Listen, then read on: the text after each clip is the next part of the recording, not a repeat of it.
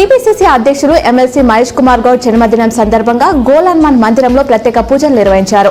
ఈ కార్యక్రమంలో రామకృష్ణ, రామ్ భూపాల్, బొబ్బిలి రామకృష్ణ, అమ్మారాజ్, రాజనరేందర్ గౌడ్, వైశాక్షి సంతోష్, మధు, రాజు, అవిన్, కరాటే రమేష్, సర్దార్ నరేందర్, బోటి వినోద్ తదితరులు పాల్గొన్నారు. నగరంలోని పలు చోట్ల మున్సిపల్ అధికారులు తనిఖీలు చేశారు. ప్లాస్టిక్ అమ్ముతున్న దుకాణదారులను పట్టుకున్నారు. తిరుమల శ్రీవారి దర్శనానికి సంబంధించి ఆగస్టు నెల ₹1,00,00,000 300 టికెట్లు విడుదలయ్యాయి. వెబ్సైట్లో టికెట్లు బుక్ చేసుకోవచ్చు. అలాగే జూన్ నెలకు సంబంధించి తిరుచనూరు అమ్మవారి దర్శన ₹200 టికెట్లు అందుబాటులోకి వచ్చాయి. ఆగస్టు నెల గదుల కోట మధ్యాహ్నం 3 గంటలకు టీటీడీ రిలీజ్ చేయనుంది.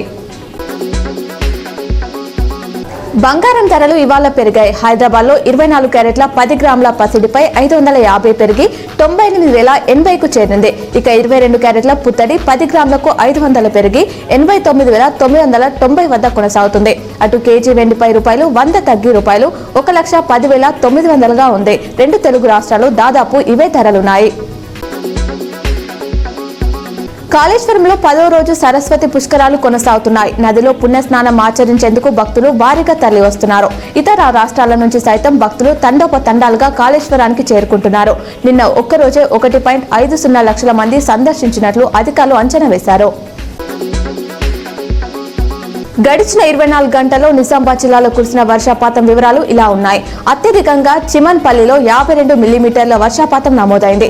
నవీపేటలో 44.3, రుద్రూర్ 25, నిజామాబాద్ 22.8, బోధన్ ఆలూర్ 21.8, సిరికొండ కోటగిరి 14.8, చెందూరు 14, మదన్పల్లె 13, డిచ్పల్లి 12.5, వెంపల్లి 12, వేల్పూర్ పెర్కిట్ 10.8, మల్కాపూర్, ముప్కల్, మెండోరాలలో 8.5 మిల్లీమీటర్ల వర్షం పడినట్లు అధికారులు వెల్లడించారు.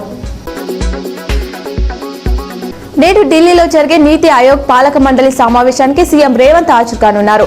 ఈ మీటింగ్ లో తెలంగాణ రైజింగ్ 2047 విజన్ ను ఆవిష్కరిస్తారు. 2047 నాటికి ట్రిలియన్ ఆర్థిక వ్యవస్థగా మారడానికి తెలంగాణ నిర్దేశించుకున్న లక్ష్యాలు, కేంద్రం అందించాల్సిన సాయాలపై పాలక మండలిలో నివేదిక సమర్పిస్తారు.